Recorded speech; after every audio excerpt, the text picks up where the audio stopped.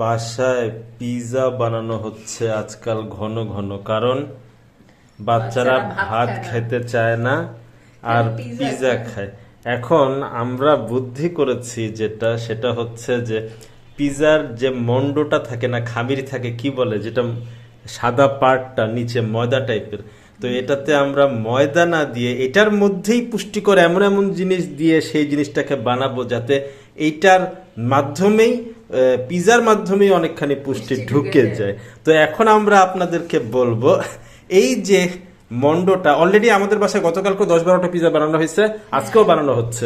তো ভাত খায় না, সব পিৎজা শেষ হয়ে যায়। আচ্ছা, রাত দিন পিৎজাই খায়। তো এখন আমাদেরকে আপনি কাইন্ডলি বলেন, জনৈকা শেফ, আমাদের পিৎজা শেফ, আপনি এই মন্ডর মধ্যে কি কি দিয়েছেন বলেন। এখানে আমি মন্ডর মধ্যে দুধ দিয়েছি, ডিম দিয়েছি। দুধ কতখানি দিয়েছেন? আমার হচ্ছে 3 পট আটাতে প্রায় আধা কেজি দুধ। আচ্ছা, আধা কেজি দুধ দিয়ে দিয়েছেন। এরপরে কি দিয়েছেন?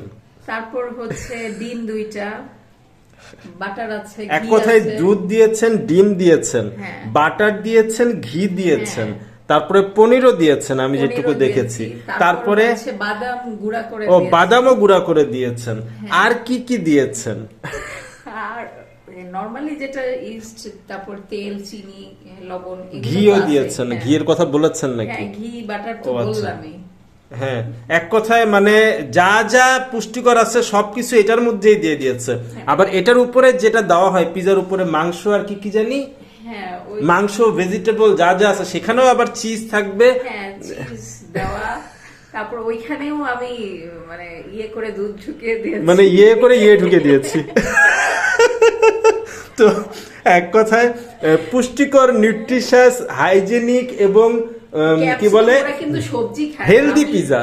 আমি সবজি যা যা আছে সবই দিয়েছি। পেঁয়াজ কলি, তারপর হচ্ছে ক্যাপসিকাম, গাজর, টমেটো, মানে যা যা ওরা খায় না, মানে পিৎজার মাধ্যমে খাওয়ানো। হ্যাঁ বলেন।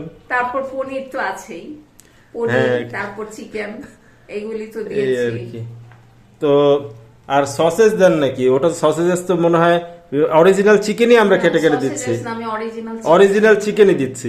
তো যাই হোক, বুদ্ধিটা আপনাদেরকে জানালাম। আপনারাও যদি চান তাহলে আপনাদের বেবিদেরকে এভাবে খাওয়াতে পারেন পিৎজা, হেলদি পিৎজা, এবং আশা করি তারা মজা করে খাবে এবং তাদের নিউট্রিশনটাও ভালো পাবে তারা।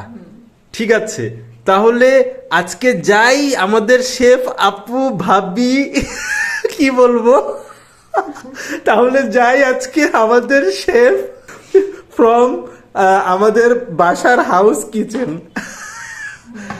এই যে উনি এখন কি বলবো, এখন হাউস কিচেন মানে বাড়ির কিচেন, হাউস ওয়াইফ হাউস কিচেনে কাজ করছে।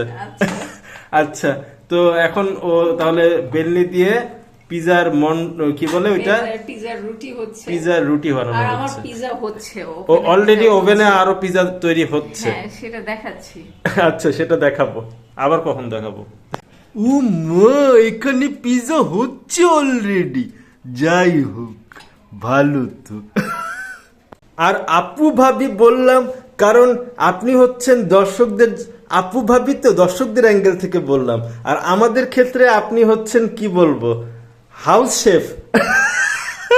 খালি শেফ না, সবই, মানে বাবুর শেফ, তারপর হচ্ছে আর কি, মানে যা যা, ওই তো সবই তো বলে দিচ্ছেন আর কি, ক্লিনার, হাউস ক্লিনার, তারপরে বেবি সিটার, তারপরে আর কি কি বলা যায়, সবকিছু। আচ্ছা, এখন কথা হচ্ছে, আমি একটা জিনিস দেখছি, আপনি আঙ্গুল দিয়ে বেলনির একটি মাথা ঢাকছেন, কারণ কি? এটা আমি দেখবো, এটা আমি দেখতে চাই, দেখি এটা ভাঙ্গা কেন? আর বর্তমানে কি বেলনি পাওয়া যায় না? আপনি কিনছেন না কেন?